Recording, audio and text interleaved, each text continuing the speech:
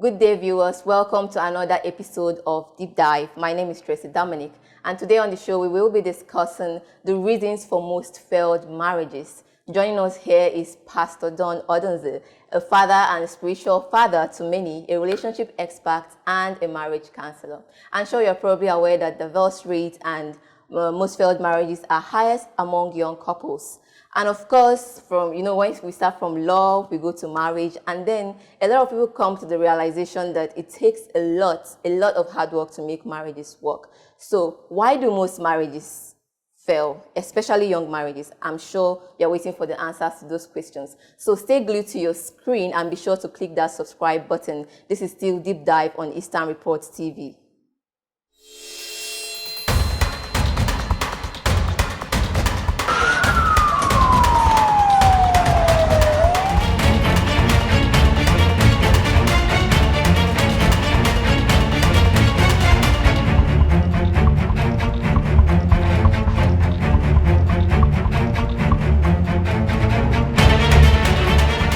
You're welcome, sir. Thank you so much for joining us. We really appreciate your time. Thank you very much. So, sir, what can you say are the potential behaviors that can kill a marriage? There's a lot of them. Let's start from one, not knowing who you are. Okay.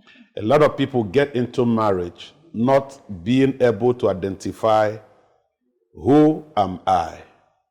Where am I going to? What do I want to become? What is it that is my weakness?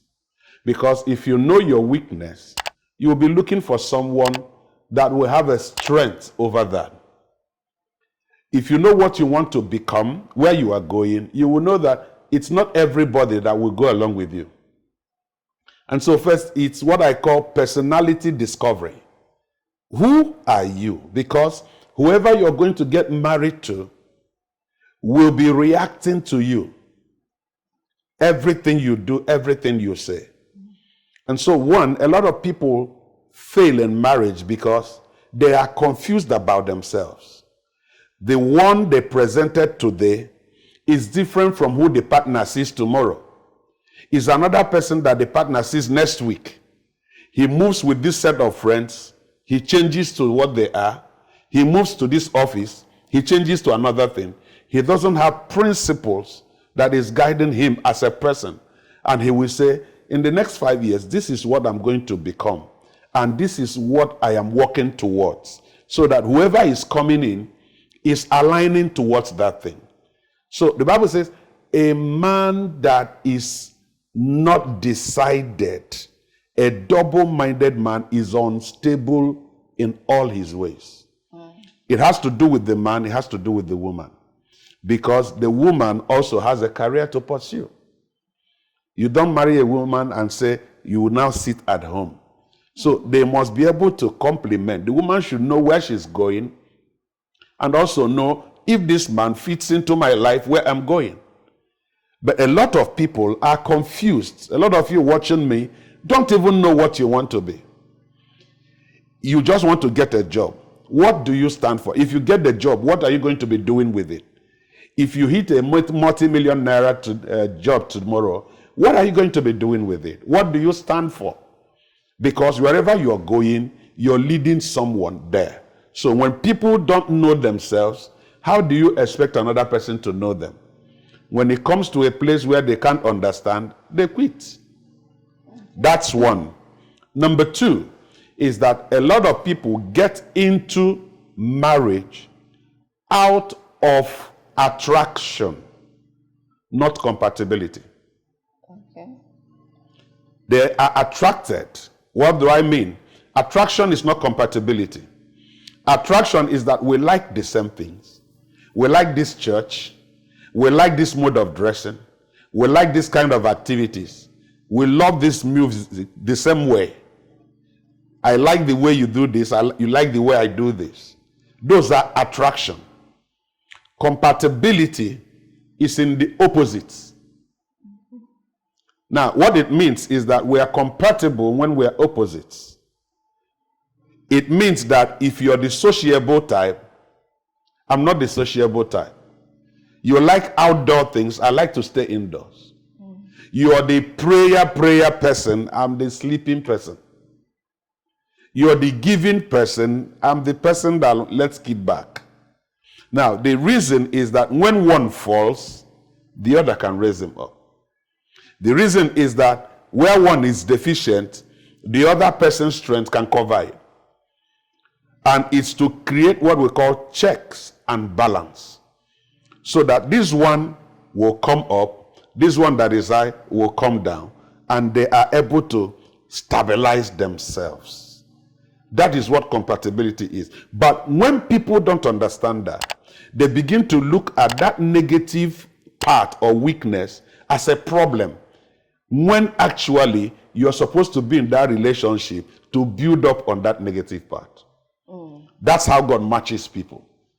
Because even in our brains, they are not developed the same way. In the man and the woman, it's not the same. So that they can complete each other. We are supposed to be complementary. But when a couple do not understand that, you will see one begins to, he doesn't talk to me. He doesn't talk. Every time he doesn't, I'm the only person talking. That is what it's supposed to be. Somebody should be the listening one, and one being the talking. Everybody can be talking and talking. Are you following what I'm saying? So a lot of people have collapsed in their marriages because they married out of attraction, not compatibility. In compatibility, you know your assignment. In compatibility, you know your role in that person's life. He could be the one that is not close to his family. You are the one that is coming to stand in the gap between him and his family. Bring his family, bring him, you become the meeting point. Are you following? So everyone needs to find out what's my assignment. It's not just about having children. It's about making up that person to become the best he or she should be. That's number 2. Number 3, why a lot of them collapse is what I call anti-marriage affiliations. Okay.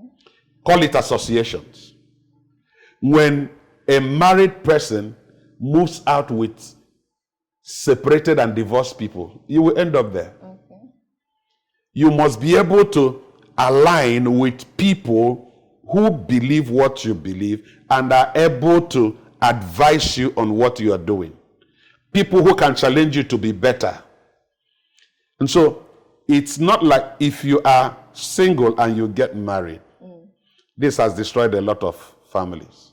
You get married, you still maintain that same quota of time you spend with your friends that are married. Your marriage will not last. You need to shift and begin to build up. If you used to work for me, you get a job with another firm, you will discover that all your interactions will begin to circulate around that firm. The staff of that firm, the friends of staff of that firm, the customers, the clients of that firm.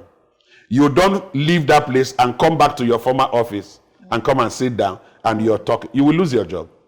Okay. So, in the old days, marriages used to last a lifetime, but now, in this contemporary age, things have changed a lot. So do you think this modern time contributes to the rate of divorce? No, I don't agree. Then, there were also divorces, there were also separations. There were men who carried their wives and took back to their in-laws and said, I'm not marrying again. But they were not as alarming as they were not as alarming then. And part of the reasons now is that because we have become more self-centered. Then they were family-centered. Nobody was pushing about himself. Anybody talking, family comes first. Now, people are saying my career comes first. If that man can accommodate what I am, let him go to her.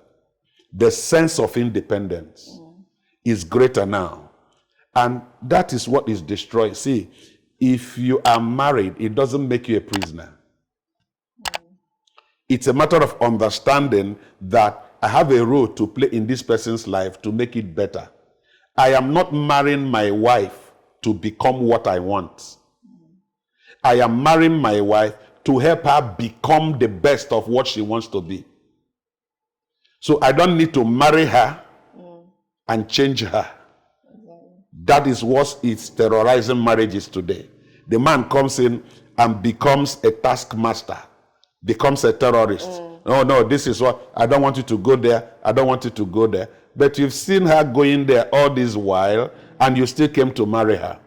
So how do men deal with that situation? Men that find it very difficult to accept their wife's kind of career? Well, they just have to. That's why this broadcast is coming, so that somebody can sit down and think. The problem is one of those things I need to mention, inferiority complex. Okay. When one is feeling challenged by the advancement of the other's career, and you feel a woman now becomes a manager, and the man is there, you begin to feel, if I don't exercise authority, she will begin to treat me like one of her staff. And then on the other side, the woman that is a manager forgets that the manager is for the office. That when you come back home, that this is your husband and this is your head. You must treat him not as a staff, but as my boss. That is the truth about the matter. This one deserves honor and respect. This one deserves love. That is, give it. Yes. My wife's office is down there. If I get to her office, I knock and wait to receive coming. Because I love her, I respect her. If I open the door like that, then I've made her a suspect. I want to catch her with something. And trust me, the devil will set you up. Everything you see is not true. You can be set up. Exactly. These are things that destroy. One other thing that destroys young families is inability to submit to instruction. There is this thing they say, a young couple, don't bring in a third party. Don't bring in a third party. You have to settle your problem by yourself. Nobody, it's not right. You are getting into something you have never done before and expect you to just do everything. No. A lot of mistakes have destroyed families because they refused to take counsel. Right in this office, I do what I call premarital counseling, and what I call post-marital counseling. There are things you need to know. There are things you need to learn. Two of you, even if you're twins, don't think the same way. You don't have the same experiences. You're not coming from the same background. So there's bound to be a point of conflict. How do you address those things? It could be spiritual, it could be material, it could be physical, it could be emotional, it could be financial. How do you address it? That's why you must have someone you can go to and ask questions. The problem is that young marriages today are not free to open themselves to someone and ask, look at what I'm going through. Okay, exactly, because most young couples, some of them may not know when their marriages have started to fail. So what are those signs?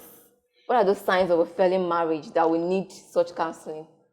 One of the signs is increased argument. Okay. You see yourself not agreeing on a matter. You're always arguing. Discussion is not argument. And you discover that you end up on a sad note. This person will bolt out of anger and come back. You try to make up, the issue will come up again, and you never agree on it. If you agree, it's just, let there be peace. But somebody is hurting and dying. And the time comes when he can't contain it, it will explode. That's one. One of the other signs is you discover that you begin to avoid the other. You lose excitement in staying with that person. You begin to distance yourself, come in late. When you come in, you go inside, and instead of talking with the person, you prefer to be on your phone. This thing you call a handset is anti-marriage. It has destroyed a lot. You should be talking to me, but you're busy on Instagram, you're busy on Facebook. There's a time for that. Not when you're with your spouse. A lot of people call me. My phone is on 24/7, a lot of calls. The moment I sit on this table and I'm talking to somebody in counseling, I switch off. Because if I keep answering, you will feel you're not important. And people expect that you must pick the call. You don't do that when you get home. Your partner needs to communicate with you, needs to know how your day has gone, needs to know the challenges you're facing through, needs to know what's going on. It's important that you give attention. The moment you start withdrawing attention, something else is taking your time from your partner is a sign. What about when these couples have seen all those signs, gone through counseling, but yet the relationship is beyond repair? Do you think no relationship is beyond repair? Divorce the way out? No relationship is beyond repair. Because if you don't change and you go to another person, that problem will recycle. Okay. It's about you. It's about your response. It's about how you look at it. Pride is the same person. Pride is one thing that has destroyed families. I keep saying this, and I will run it up in this broadcast. And that is, in marriage, if you insist on your right, you will need a lawyer. It's not a place for rights. And that's why I tell couples, be friends. Friends don't drag rights. I don't drag rights. I can do anything for my wife. She can do anything for me. We are friends. We relate as friends. When you come to husband and wife, you begin to develop portfolio, responsibilities, and rights. If anybody breaks it and refuses to admit, then you need to consult a lawyer. Marriage is all about happiness. Although there should be challenges, but those couples that are not happy, that they've lost love in the relationship, do they still remain sad in that? That is why they need to check and go for a therapy, for a counseling. People get sick and go for a medical checkup. Businesses are failing. People go to retreats and go to consultants to know what to do to pick up their business. Why can't people fight for their marriage? There's something you can do, and it's just like that because there is something that is not being done right. If it's done right, it will come back to life. So it's for people to go and get good counsel and be willing. If it's like a doctor gives you a prescription and you get back home and pour it into the dustbin, your sickness will remain.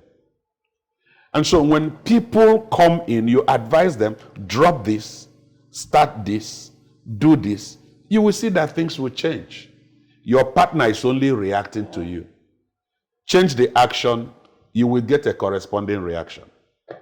Okay, so is there a particular period of time that causes real challenges in marriage, like the first 5 years? So marriages face turbulent times. No, why is that? no, there is no. You don't have a good statistics to say that. Okay. It's just that marriages and their challenges manifest in different forms to different people. Okay. There are people that have what we have personality clashes. And these are people who were not friends before they became married. There are people who develop challenges when they have the first pregnancy, because a lot of things about the woman changes. Attention, anatomy, a lot of things changes. And then somebody begins to feel not wanted, a stranger to whom you have been before, and then certain things develop. That's why in marriage, a little thing can give birth to another thing and another thing. And before you know it, you see a big problem, but that is not really the problem. The real problem is one small thing. That's where it started from. And so it can manifest at that time. Marriage can develop challenges when one gets an appointment or a job that changes his life. And he's not able to carry this person along. If, for instance, you got married to someone who was just working in somebody's office and like that, managing a business, and suddenly he becomes a local government chairman. You can't understand. His level has changed everywhere. Friends, finances, circle of influence has changed. He's not bad, but he has to become something to fit into that. And sometimes the person with them does not understand why it is. So challenges can come even spiritually. There could be spiritual manipulations. So a lot of things is for you to sit down and find out at this stage of our life what is happening to us. Sometimes it could be from the child has arrived and that is the first time mother-in-law came to live with them. Trouble begins. So it's for you to know at different stages, what is it that is interrupting. It could be from early days of marriage, when a man is living with friends, boys, your boys are there, and you got married, and you're still treating your boys as my boys, and my wife as one lady that just came in. You give your boys more attention and even more rights and more respect than you give your wife. So Challenges you're with saying couples should adjust to all That's the why challenges they and need to changes. understand who they are and understand who did you marry. I can get married to you and you are the first daughter. It's not the same if I married you and you're the last daughter. It's not the same that I married you and you're the closest to your father. Are you following? We need to discover who are you? Who are you marrying? Because there are certain things about that person you are coming to manage. You don't come and break it. That is what makes that person who he or she is. Okay, let's take the last one now. So what do you think makes a successful home? Lastly, what makes a successful What marriage? makes a successful home? Number one, commitment to God. When you listen to God and do what God wants, not what you want. Number two, when you give priority to your partner. Priority to your partner. Your partner comes first. If I have to cancel this thing to give my wife attention, I will do it. Because after this, you will go. He's the person I will live with for life. Are you following? Priority. Number three, get good counsel. Husband and wife, take a decision. Don't go to anybody. Everybody is not qualified to counsel you. Take a decision of who we will go to whenever we have a challenge. And that person must not be related to any of us. Make it neutral. Yes, a family mentor. And then number four, watch your association. Number five, finally, communicate. Whether it's nonsense or sense, communicate. Discuss. Talk as friends. Flow. And the things will be okay. Thank you so much. Thank you. Thank you so much, sir. Thank you. All Thank right, you. viewers, that's all we've got for you today on Deep Dive. You see, it's as much as it's challenging to be in a young marriage, it can also be solved. It's a sweet thing. I married as a young person. It's a Challenges sweet can thing. also be resolved, and so people can actually have a happy home. So you've all heard what our father has said. So be sure to like and subscribe at Eastern Reports TV for more intriguing contents like this. Thank you very much. I'm Tracy Dominic.